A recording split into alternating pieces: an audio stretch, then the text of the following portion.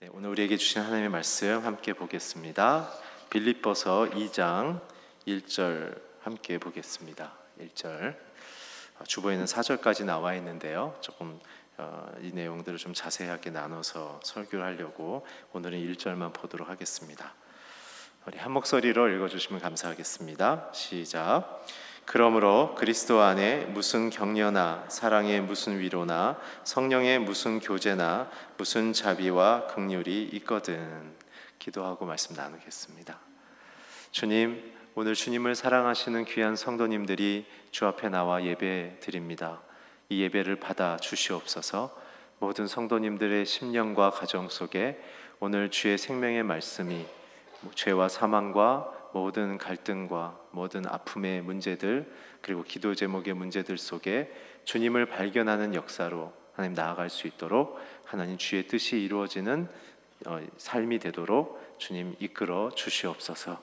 예수님의 이름으로 기도했습니다. 아멘. 네, 빌립보서 우리가 함께 보고 있습니다. 빌립보서는 우리의 인생 속에 우리의 기대를 뛰어넘는 하나님의 사랑과 하나님의 보호와 인도하심에 대한 귀한 은혜의 편지입니다.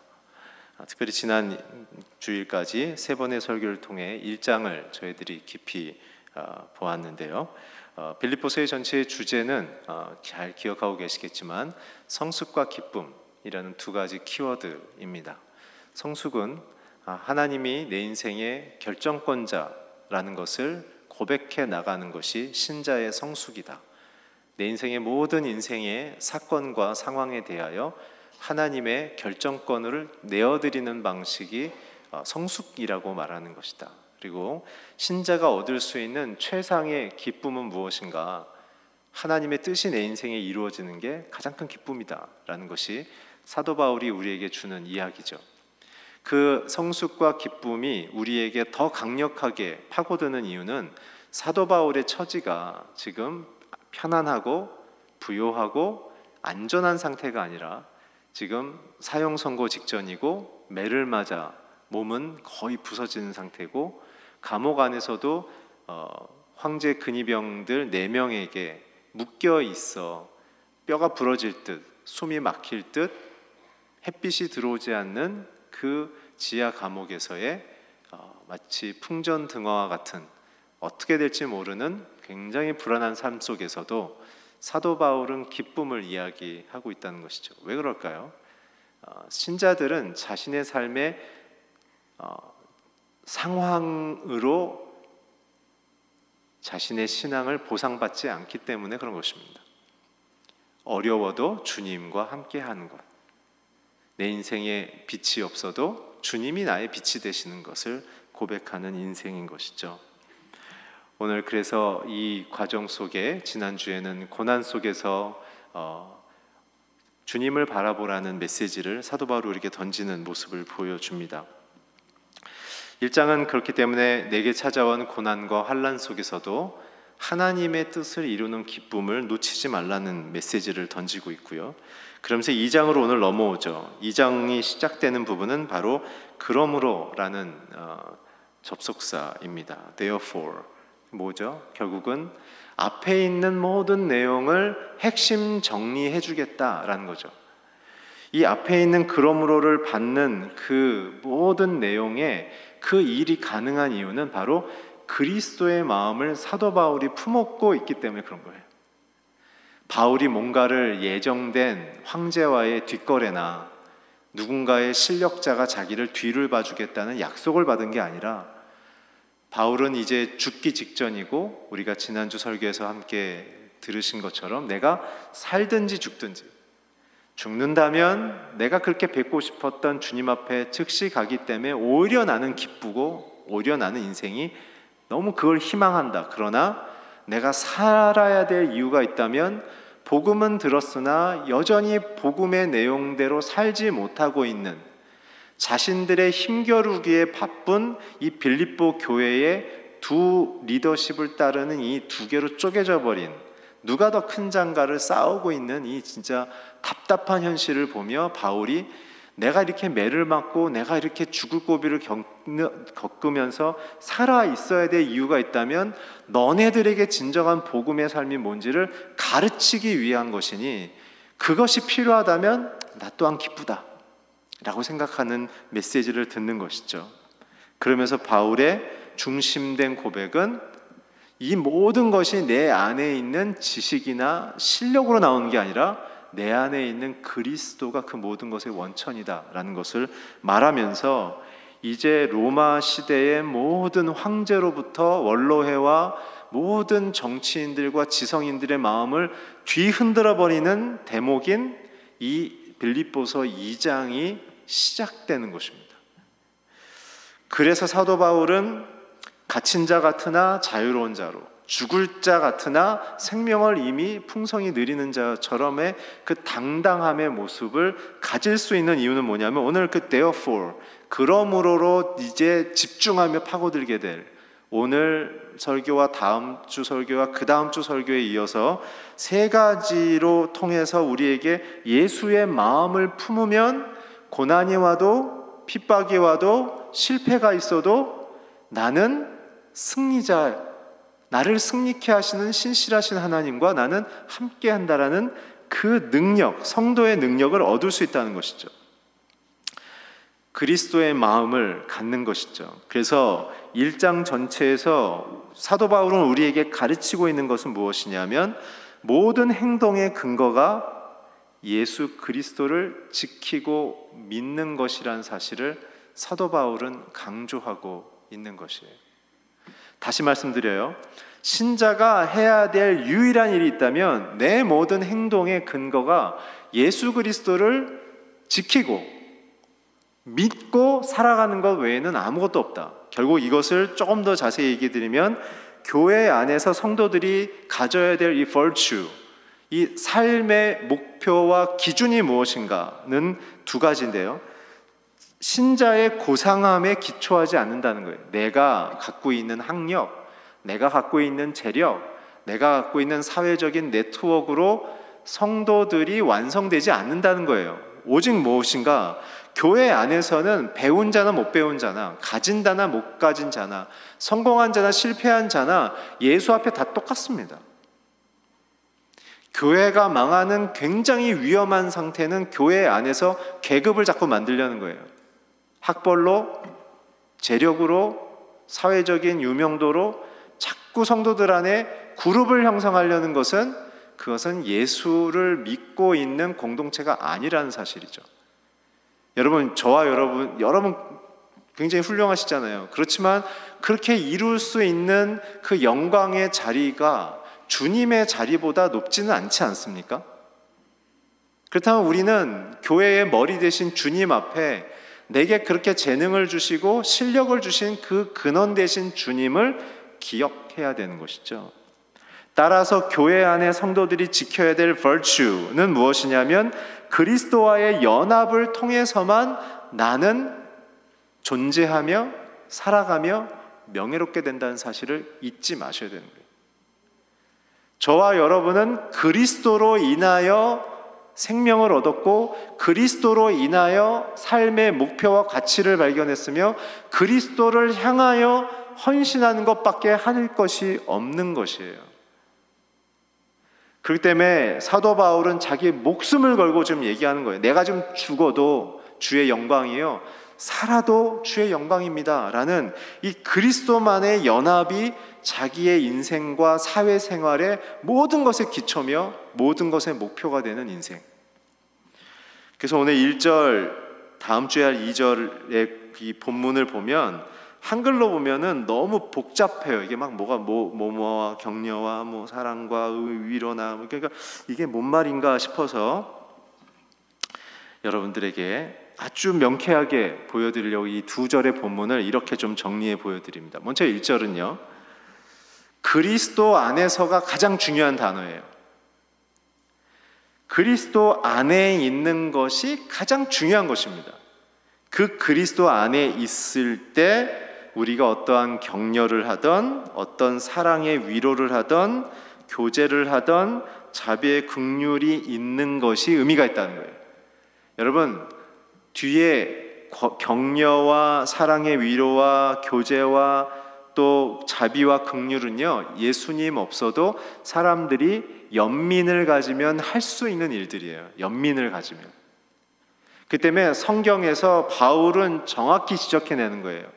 성도님들, 빌립보 교회 성도님들, 여러분들이 예수님 때문에 직업 잃어버리고 재산 뺏기고 지금 일용직으로 전환해서 믿음 지키기 위해서 그렇게 고생하고 계시는데, 서로가 불쌍하기 때문에 격려하거나 서로가 안타깝기 때문에 위로하거나 서로가 결핍이 있기 때문에 자비와 긍휼을 갖지 마시고, 여러분들의 모든 서로를 향한 이 귀한 마음이 그리스도 안에서 그리스도 때문에 시작되길 바랍니다 라고 얘기하는 거예요. 여러분, 교회 안에서 위험한 게 뭐냐면요, 다른 사람에 대한 안타까움을 갖지만 그게 내 열심으로 할 때가 있어요. 저 사람 너무 안 됐어. 연기를 하는 거예요, 여러분. 너무 안 됐어. 여보, 우리 뭐 좀 갖다 줍시다. 근데 그거 너무 귀한 거예요, 여러분. 근데 그게 뭐예요? 주님이 나를 긍휼히 여기셨기 때문에, 그 사랑 때문에, 그 사랑을 받았으니 저 사람에게도 내게 거저받은 사랑으로 인해 섬기는 거예요. 근데 이게 어떤 차이가 있는 줄 아세요? 전자, 자기 안에 있는 그 긍휼한 마음으로 하면요, 반드시 뭘 요구하냐면, 야, 내가 너 도와줬는데 너 나한테 이럴 수 있어? 반드시 이럽니다. 반드시 그렇습니다. 이 섭섭의 영이 들어오기 시작하는 이 굉장히 무서운 환경이에요. 그러나 예수님의 마음으로 도우면요, 보상을 기대하지 않아요. 왜요? 이미 난 예수님께 받았으니까.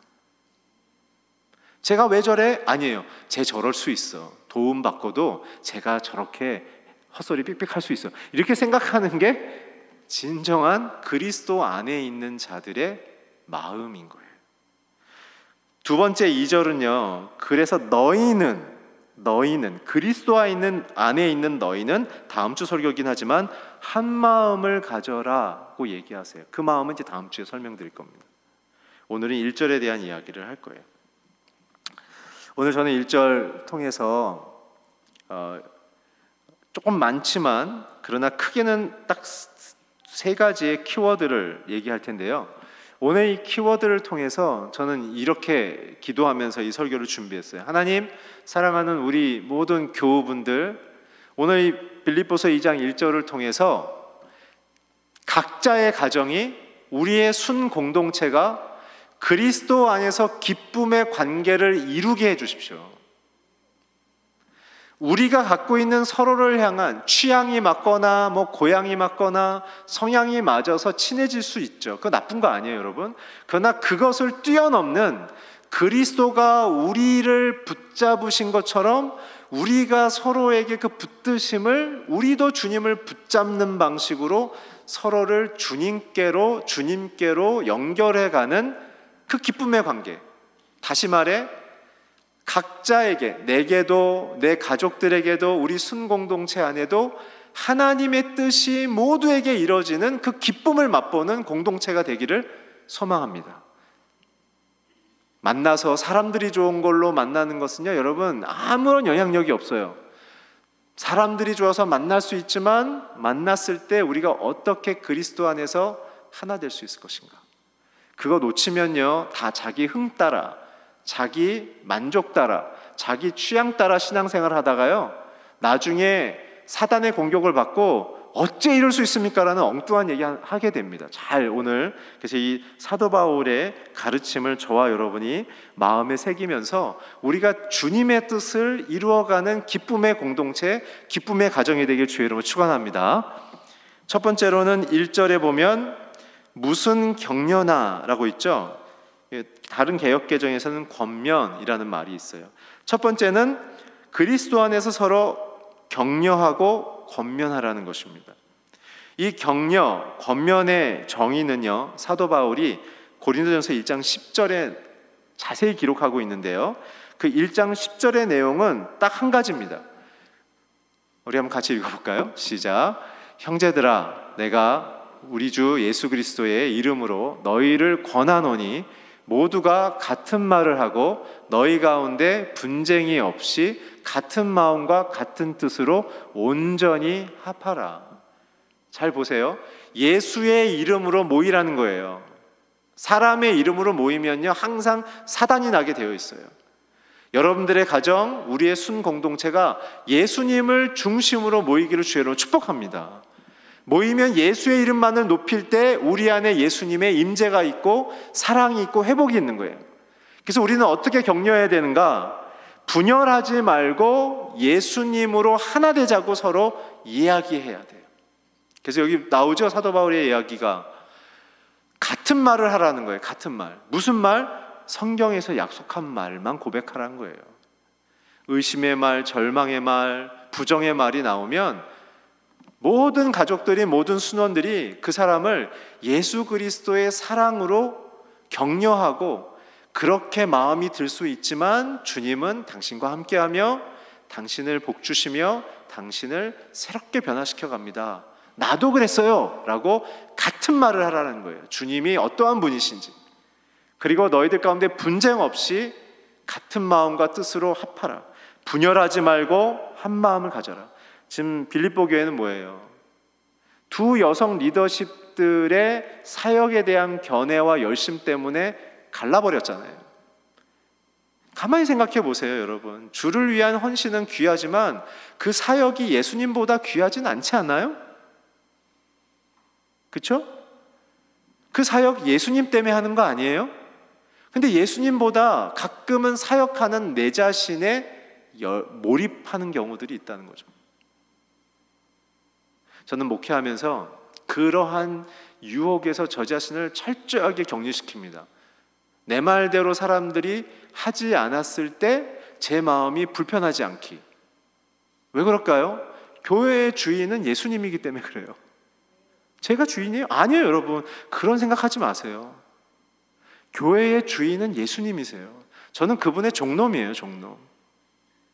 그 일을 풀타임으로 하라고 붙여놓으셨기 때문에 굉장히 힘듭니다, 여러분. 제가 여러분들을 향한 주의 그 섬세한 뜻을 제가 일일이 낱낱이 하나하나 다 생각하며 그것을 또 여러분들의 마음속에 또 전달하기 위하여 수개월 혹은 1년을 쏟아부으면서 그것을 면밀하게 하는, 오늘 우리에게 필요한 것은요, 주님의 마음으로 하나 되는 것이에요. 그래서 사도 바울은 오늘 나온 이야기가요, 사도 바울 서신서의 곳곳에 모든 초대교회의 그 목회 지도로 계속 강조되고 있는데요, 특별히 제가 이 격려, 권면에 대한 사도 바울의 내용을 찾아봤더니 너무나 중요한 내용이 많아서 세 가지만 좀 추려봤어요. 권면에 대해서만. 첫째는 로마서 13장 14절에 이 권면을 이렇게 우리에게 실천하라고 강조하고 있는데, 우리 한번 같이 읽어주시면 감사하겠습니다. 시작.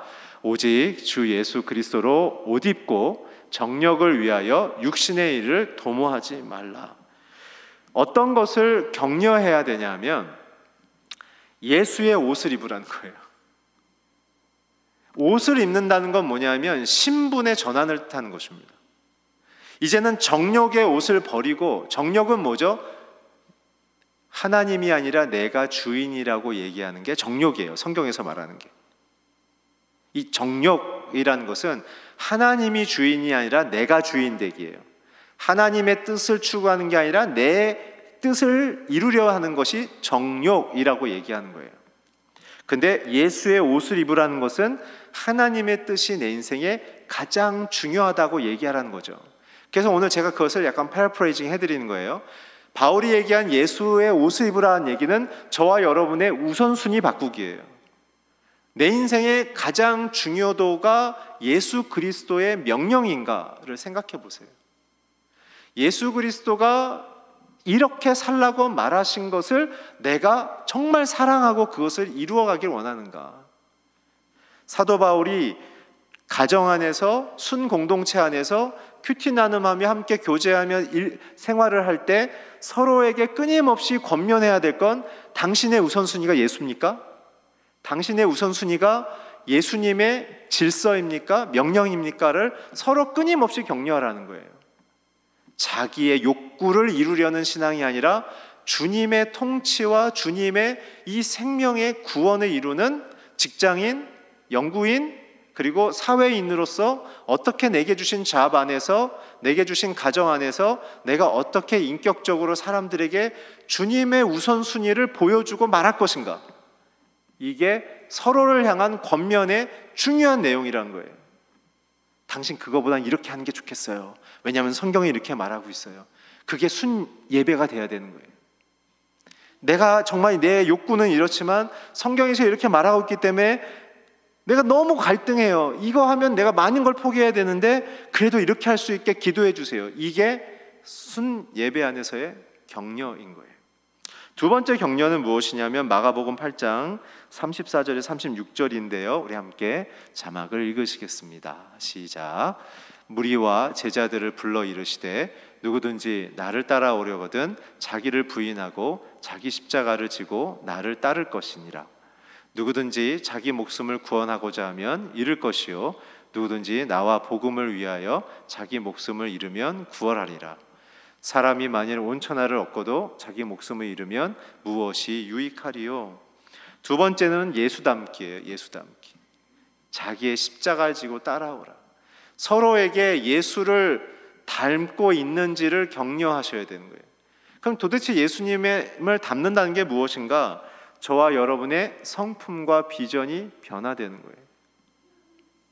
내 성품, 불같은 성품이 따뜻해지길 주의 이름으로 축원합니다. 직선적인 성품이 온화해지기를 축원합니다. 저와 여러분이 씨름해야 될 부분이에요. 주님이 말하면 무엇이냐면 저와 여러분들이 사람들을 만났을 때 상대편이 저와 여러분 안에서 예수가 발견되는 거예요. 와, 저 사람 좀 달라. 저 사람은 부정적인 얘기하기보다는 항상 어려워도 대안을 얘기하고 사람들을 격려하면서 포기하지 않도록 이끌어가. 전 굉장히 좋은 사람 같아. 뭔가 나랑 달라. 이게 성도들이 사회적으로 가질 수 있는 매력인 거예요. 교회를 열심히 나오시는 거 잘하시는 것입니다. 나오시는 만큼 우리가 예수의 성품으로 변화되길 축복합니다. 나온 연수만큼 우리의 성품이 깊어지기를 축원합니다. 그리고 내가 원하는 것이 아니라 하나님이 꿈꾸시는 일에 내 인생을 올인할 수 있는 비전의 헌신이 일어나는 것, 이것이 예수 닮기죠. 저는 여러분들의 자녀가, 그리고 저의 자녀가 저와 여러분들을 보면서 아니 아빠를 보니 엄마를 보니 예수님이 얼마나 귀한 분인 줄 알겠어요. 아빠 엄마가 주를 위해 헌신하는 것처럼 저도 그렇게 살고 싶어요 라는 역사가 일어나길 주여는 축원합니다. 이거예요. 그래서 사도 바울도 나는 날마다 죽겠다고, 죽노라고 얘기했던 이유가 내 성품 죽이고 예수 성품 담기, 내 욕구 죽이고 예수 비전 순종하기를 추구했던 거죠. 이 권면의 세 번째는요, 고린도전서 15장 20절에서 22절 말씀인데요. 우리 함께 자막을 통해 읽겠습니다. 시작. 그러나 이제 그리스도께서 죽은 자 가운데서 다시 살아나사 잠자는 자들의 첫 열매가 되셨도다. 사망이 한 사람으로 말미암았으니 죽은 자의 부활도 한 사람으로 말미암는도다. 아담 안에서 모든 사람이 죽은 것 같이 그리스도 안에서 모든 사람이 삶을 얻으리라. 우리가 서로에게 그리스도와 연결되어지고 하나님의 뜻이 이루어지는 기쁨의 관계를 유지하는 이 권면의 키워드 속에 마지막 세 번째는 뭐냐면 그리스도의 생명으로 기뻐하기예요. 여러분들의 인생의 가장 큰 기쁨이 무엇이에요? 자녀가 좋은 학교 진학하는 것, 여러분들의 비즈니스가 잘 되는 것, 그 모든 것 감사한 겁니다, 여러분. 그거가 잘못됐다는 거 아니에요. 감사한 거예요. 근데 그것도 그리스도의 생명과 연결돼서 감사하셔야 되는 거예요. 주님이 우리의 가정, 내 자녀 무엇으로 살리셨고 어떻게 이끌고 가기 원하시는 거에 대한 그 가슴 벅찬 기대, 가슴 벅찬 소망이 내 인생의 기쁨이 되어져야 하는 것이죠. 어제보다 나은 오늘이 기쁨이 아니라 주님이 내게 생명 주셔서 내가 하나님을 위하여, 주를 위하여 살아갈 수 있음이 내 인생의 감격이 되고, 내가 무엇인데 하나님의 뜻을 내 인생에 이루고 싶어 하시는가가 내 인생의 벅찬 소망이 되어지는 것, 그것이 기쁨인 거예요. 그래서 여러분, 가정에서 부부간에 특별히 자녀들에게 그리스도가 꿈꾸시는 그 비전으로 자녀들이, 배우자들이 기뻐하도록 서로 배려하며 권면하시길 주여는 축복합니다. 순으로 모였을 때 한 사람 한 사람을 예수의 십자가로, 죽음으로, 부활로 살리신 그 놀라운 하나님의 아들의 생명의 능력으로 우리가 얼마나 귀한 존재인지, 얼마나 귀한 부름을 받았는지로 감격하는 저와 여러분이 되게 주여로 축복합니다. 삶에 일어나는 성취의 기쁨이 하나님의 허락이지만 그게 없다 할지라도 우리가 주님을 향하여 기뻐할 수 있다면 우리는 굉장한 하나님의 기쁨으로 나갈 수 있는 거죠. 자, 이제 마지막 두 번째 보겠습니다.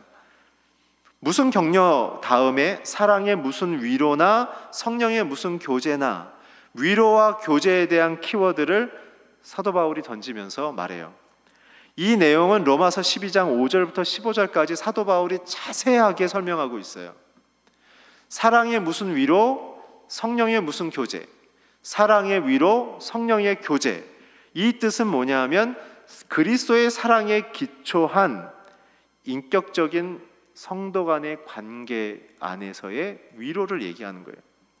서로 어떻게 그리스도의 사랑에 기초해서 위로할 수 있고 교제할 수 있는지에 대한 방법론을 로마서 12장 5절에서 15절에 이야기하고 있는데요. 너무나 많은 이야기를 사도 바울이 하고 있어서 오늘 저는 간략하게만 이렇게 딱 하이라이트를 말씀드리고 여러분과 제가 가정에서 우리 순공동체 안에서 이것을 연습해 보면서 우리의 큐티 묵상의 실천과 적용으로 가져갔으면 좋겠습니다. 12장에 보게 되면 첫 번째로 사도 바울이 사랑의 위로, 성령의 교제를 어떻게 실천할 수 있는지에 대한 첫 번째 제시가 뭐냐면 악을 미워하고 선에 속하라는 거예요. 여러분, 너무 놀랍지 않나요? 아니, 위로하고 교제하려면 그 사람이 좋아하는 거에 관심을 먼저 둬야 되는 거 아니에요? 그 사람하고 나하고 친해지기 위해서 내가 저 사람하고 어떻게 잘 보여야 될까? 어떻게 좀 같이 즐겁게 캠핑을 갈까? 뭐 골프를 칠까? 뭐 이런 생각을 해야 되는 거 아니에요? 근데 사도 바울은 사랑의 위로와 성령의 교제의 출발점을 악을 미워하고 선에 속하라, 거룩에 대한 이야기를 하고 있어요. 지금 거룩에 대한 이야기. 여러분, 제가 목회하면서 가만히 살펴보니까요, 인간관계에서, 교회 안에서도 마찬가지입니다. 인간관계에서 갈등과 이 아픔과 폭발이 일어나는 그 관계를 가만히 제가 관찰해보고 분석해보면 그 시작점이 항상 서로가 좋아서 시작했어요. 야, 너 나하고 좀 맞는 것 같아. 그러다가 막 얘기하다가 너무 깊은 얘기를 하니까 이 사람이 딱 들어보고 아, 이건 아닌데 싶으니까 또 빠지거나 그걸 갖고 또 다르게 얘기하거나, 그러니까 막 사람들이 어지러워지는 거예요. 여러분, 인간관계의 핵심은요, 거룩을 기초해서 관계하셔야 돼요. 아무리 좋아도요, 아무리 내가 믿는 사람이어도요, 진리 밖의 이야기를 하면 딱 얘기해야 돼요. 야, 그건 아니다. 그건 아니다. 그건 아니야. 이렇게 하면 안 되고요.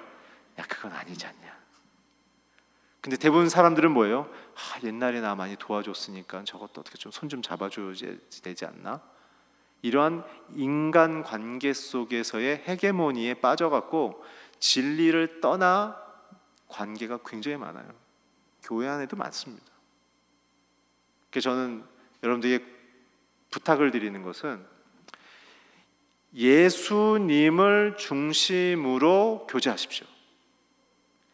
예수님이 허락하신 이야기로 나누시고 예수님이 기뻐하지 않는 주제는 멀리 하십시오.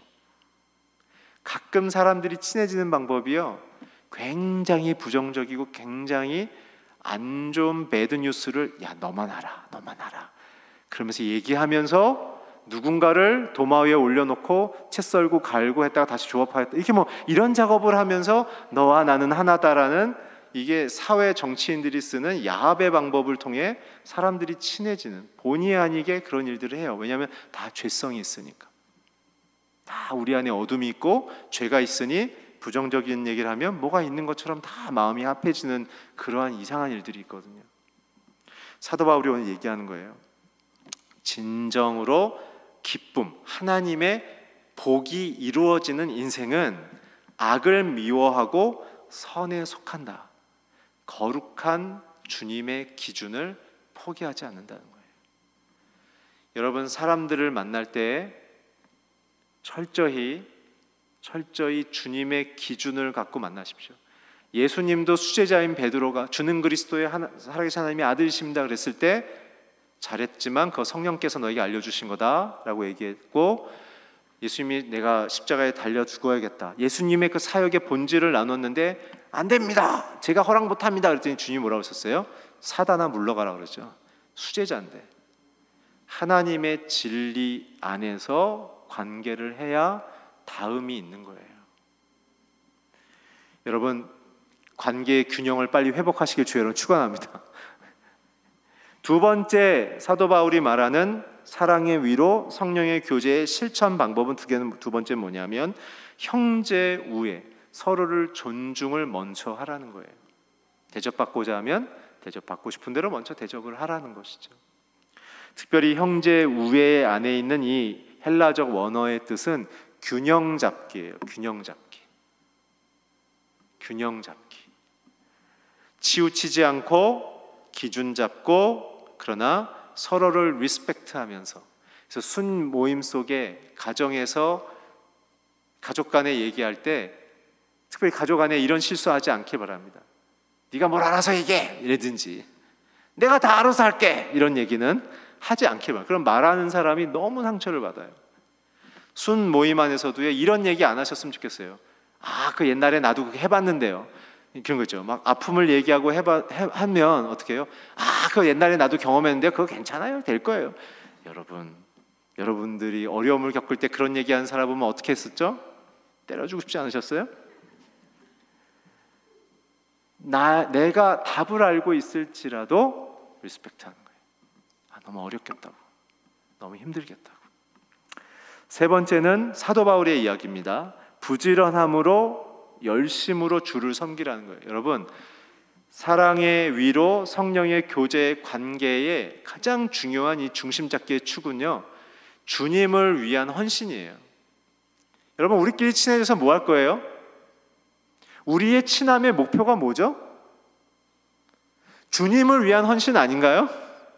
주님을 영화롭게 하기 위함 아닌가요? 주님의 그 사랑과 위로를 사람들에게 보이기 위함 아닌가요? 우리가 서로 친해져서 뭐 할 거예요? 한 마음 한 뜻으로 주님을 기쁘시게 하는, 헌신하는 거 아니에요? 저는 그래서 여러분들의 가족이, 여러분들의 이제 모든 순들이 이제 주님을 기뻐하실 것이 무엇인지를 함께 기도하는 것을 시작하시길 축복합니다. 여러분, 주님을 위하여 헌신하고 주를 목표로 하지 않는 교제는요, 항상 오염되어 있게 되어 있어요. 해봐야 뭐 맛집 가는 걸로 끝나요. 여러분, 할렐루야.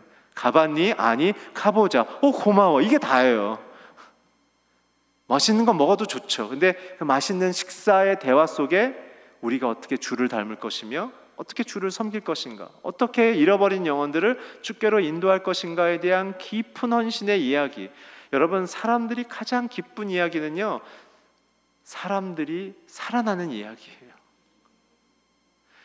여러분들의 가정 안에, 여러분들의 순 안에서 사람들이 살아나는 이야기로 가득하길 주의 이름으로 축원합니다. 네 번째는 뭐냐면 소망 중에 즐거워하고 고난 속에 기도하는 거예요. 여러분, 진짜 소중한 관계는요, 내가 어려움에 빠졌을 때 나를 떠나지 않는 사람들이에요. 저희 아버님이 좀 큰 사업을 개인적으로 하시다가 뭐 녹화되어 있으니까는 아직 관련된 분들이 살아계셔서 제가 얘기하기 좀 그렇고, 여러 가지의 좀 이렇게 희생양이 되셨어요. 여러분, 그분들이요, 저희 아버님 사업할 때는요, 저희 집에 문지방이 닳도록 들어왔습니다. 신문지상에 나오시는 분들이. 근데 아버님이 딱 되니까요, 전화도 안 받아요. 가져간 게 얼만데? 그거예요, 여러분.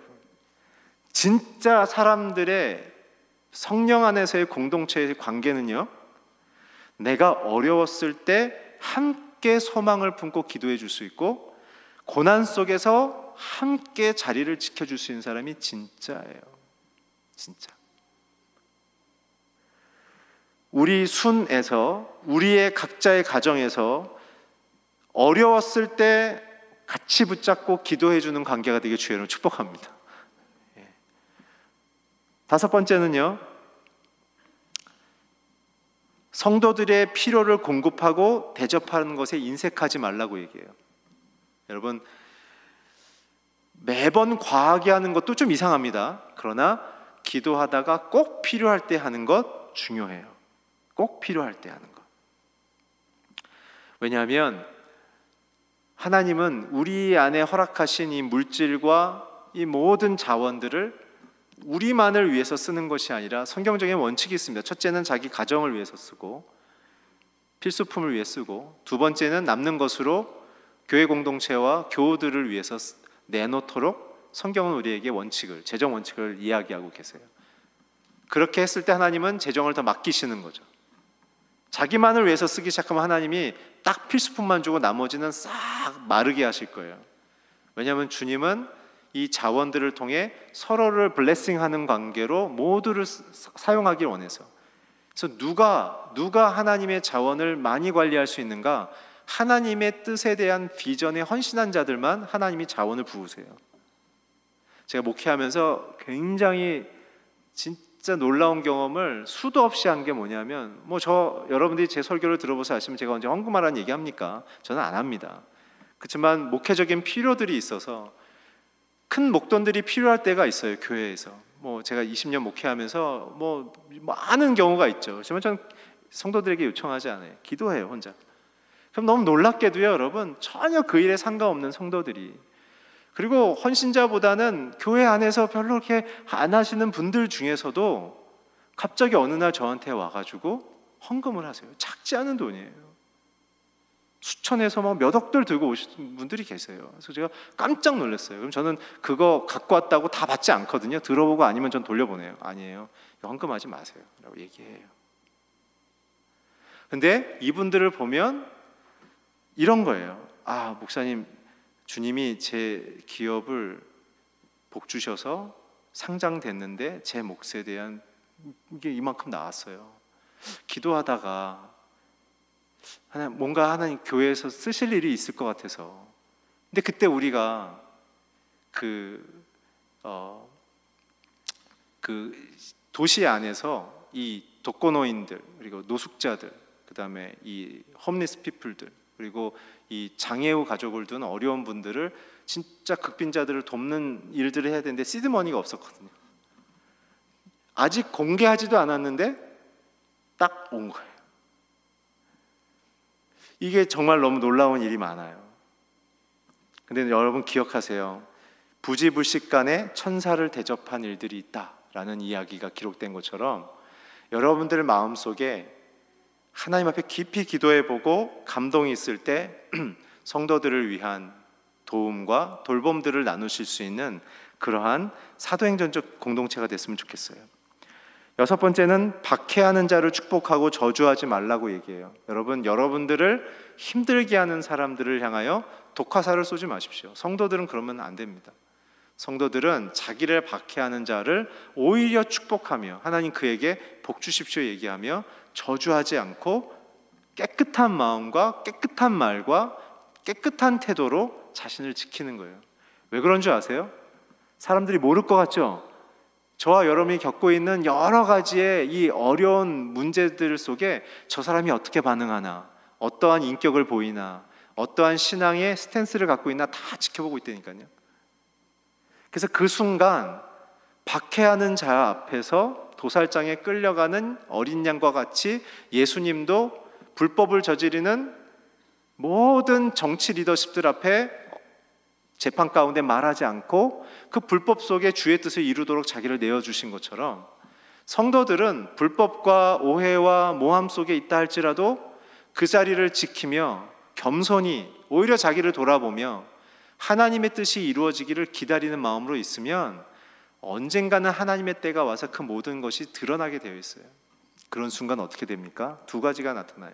첫 번째는 그렇게 밖에 속에서도 침묵하고 있었던 그 성도 안에 있는 하나님의 영광이 드러나며, 두 번째는 그 성도가 얼마나 참된 신앙을 갖고 있는지가 사회적으로 알게 됩니다.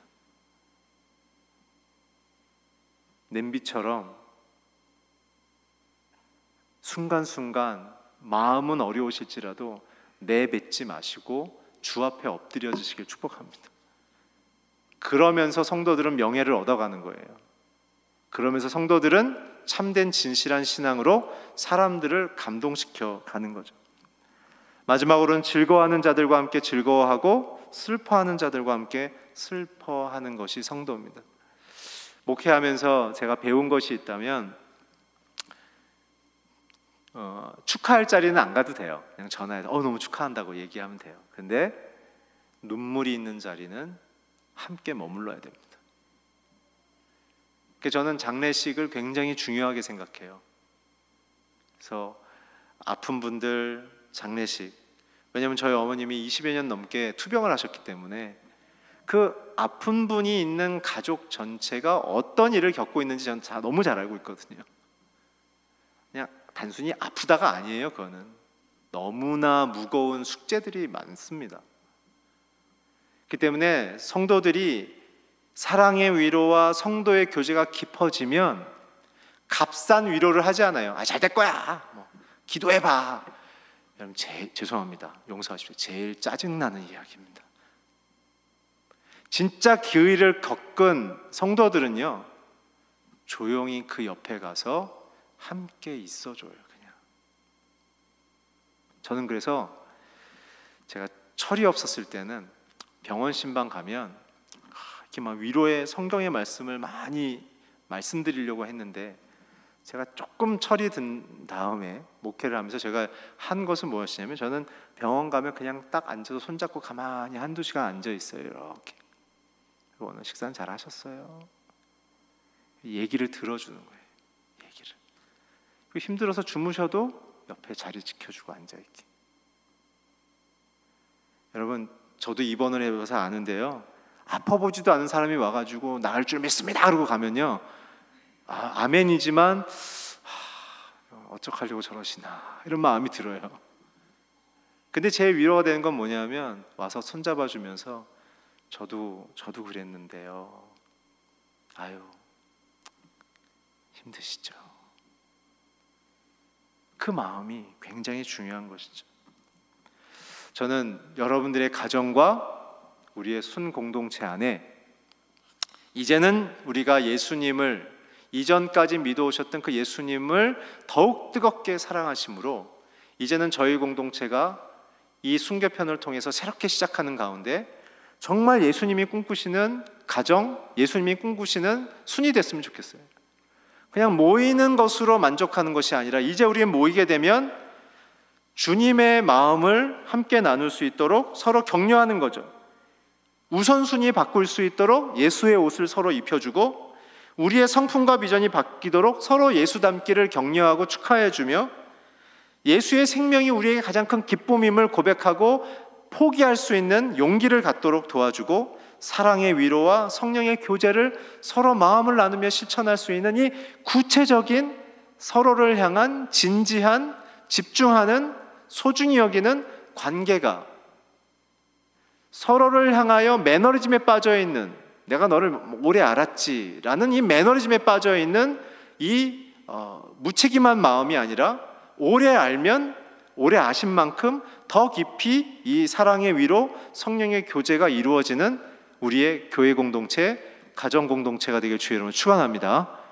이제는 우리가 어떤 일을 해서 흥분하는 게 아니라, 이제는 서로에게 어떠한 그리스도의 격려와 사랑의 위로와 성령의 교제가 이루어지는 것으로 우리가 기뻐하고 흥분하는 공동체가 됐으면 좋겠습니다.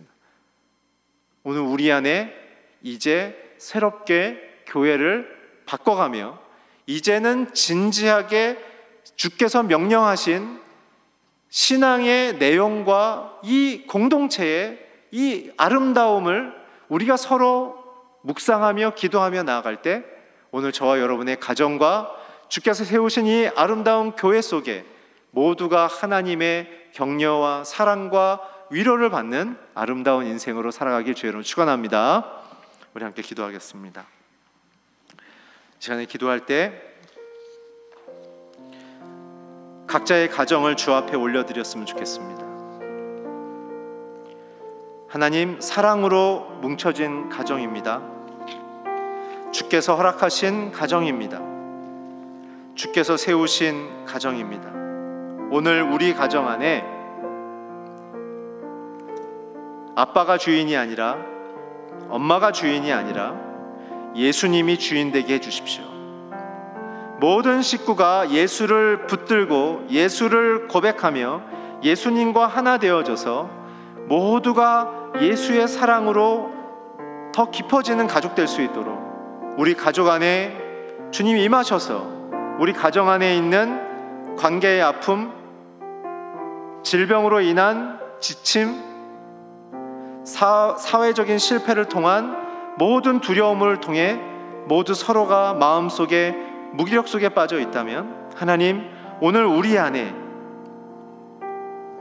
기숙사 같은 가정이 아니라 교회 같은 가정 될 수 있도록, 잠자고 밥만 같이 먹는 관계가 아니라 예수로 하나 되어져 서로가 더욱 뜨겁게 하나 되어지는 가족 될 수 있도록 우리 가족 안에 임하여 주십시오.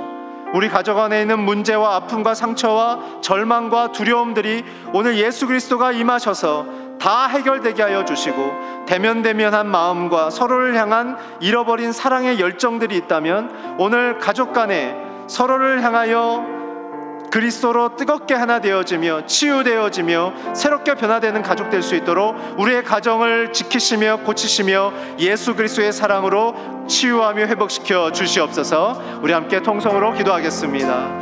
하나님 아버지, 간절히 기도합니다. 우리의 모든 각자의 가정을 주 앞에 의탁하며 나아가오니 우리의 가정을 위하여 몸짓고 피 흘리신 예수님, 우리의 가정을 위하여 희생하며 죽으신 예수님, 우리 가정 안에 있는 모든 질병과 문제들을 위하여 하나님 모든 자신의 몸을 희생제물로 바치신 예수님, 오늘 우리 사랑하는 성도님들의 가정 속에 임하여 주시옵소서.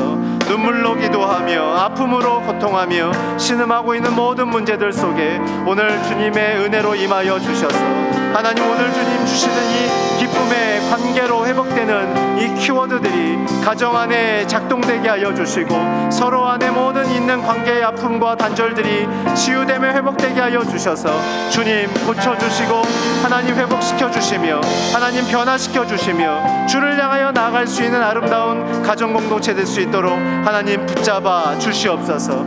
역사하여 주시옵소서. 고쳐주시고 치유하여 주시옵소서. 우리 마지막 한 번 더 기도할 때 하나님, 우리의 순 공동체를 위하여 기도합니다. 우리가 모일 때마다 예수의 이름으로 모이게 하여 주시옵소서. 모일 때마다 우리가 서로 예수의 옷을 입어 우선순위가 바뀌게 하여 주시고, 예수를 닮아 성품과 비전이 주님을 닮아가게 하여 주시고, 그리스도의 생명으로 기뻐함으로 모든 절망과 어둠을 정복해 나가는 인생 되게 하여 주시옵소서. 모일 때마다 사랑의 위로가 가득하게 하여 주시고, 성령의 교제로 치유되며 하나 되어지며 힘을 얻어가는 하나님 순공동체 될 수 있도록 순장님들께 기름 부어주시고, 모일 때마다 성령의 깊은 역사가 일어나 하나님 주의 거룩한 하나님 기준으로 우리에게 이 자유와 기쁨을 허락하여 주시옵소서. 함께 우리 통성으로 기도하겠습니다. 하나님 아버지, 간절히 기도하며 나아갑니다. 하나님, 우리의 모든 순공동체 가운데 주님 역사하여 주시고 말씀하여 주시고 하나님 주의 영으로 임하여 주셔서 오늘 예수님을 옷을 입음으로 우리의 모든 우선순위가 바뀌게 하여 주시고, 예수의 성품과 비전을 닮아 나가게 하여 주시고, 예수의 생명으로 기뻐하며 나갈 수 있도록 하나님 우리 가운데 가정과 교회를 변화시켜 주시옵소서.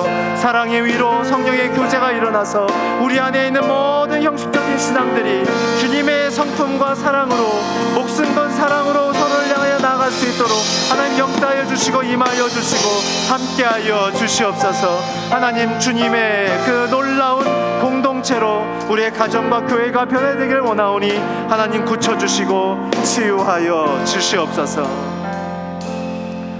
살아계신 하나님, 오늘 주님의 이름을 부르짖으며 주님 앞에 나아갑니다. 오늘 주님께서 꿈꾸시는 공동체가 무엇인지를 우리가 함께 나누었는데, 하나님, 우리 모든 귀한 성도님들의 가정이 오늘 주님의 그 약속대로 거룩하며 사랑의 위로와 성령의 교제로 가득하여 가정 안에 있는 모든 아픔과 슬픔들이, 깨어짐들이, 모든 분쟁들이 다 사라지는 역사가 일어나게 하여 주시옵소서. 하나님, 우리의 가정이 주님의 것임을 고백합니다. 주 앞에 엎드리게 하여 주십시오. 사람의 방법과 사람의 노력으로 살아가는 것이 아니라 주님의 그 옷을 입으며 주님의 그 말씀을 사모함으로 나아감을 통해 우리의 가정이 정결케 되게 하여 주시고 회복되게 하여 주시고, 말할 수 없는 그 아픔과 기도 제목들이 주 앞에 고백되고 쏟아져서 오늘 주님의 위로와 소망으로, 하나님 격려로 살아나는 역사가 일어나게 하여 주시옵소서. 우리의 순 공동체를 주 앞에 의탁합니다. 모일 때마다 예수의 이름을 높이게 하여 주시고, 예수님이 임하시는 순 공동체 되게 하여 주셔서 함께 모일 때마다 예수님의 옷을 입고 우리의 우선순위가 바뀌게 하여 주시고, 예수님의 성품과 비전을 담게 하여 주시고, 예수의 생명으로 기뻐하며 자유하는 역사가 일어나게 하여 주시옵소서. 성령의 역사가 날마다 일어나는 가정과 순공동체 될 수 있도록 하나님, 우리 안에 주신 이 신앙과 믿음이 복됨을 믿고 확신하며 나아가는 모든 분들이 되게 하여 주시옵소서. 감사하며 찬양하며 예수 그리스도의 이름으로 기도했습니다. 아멘.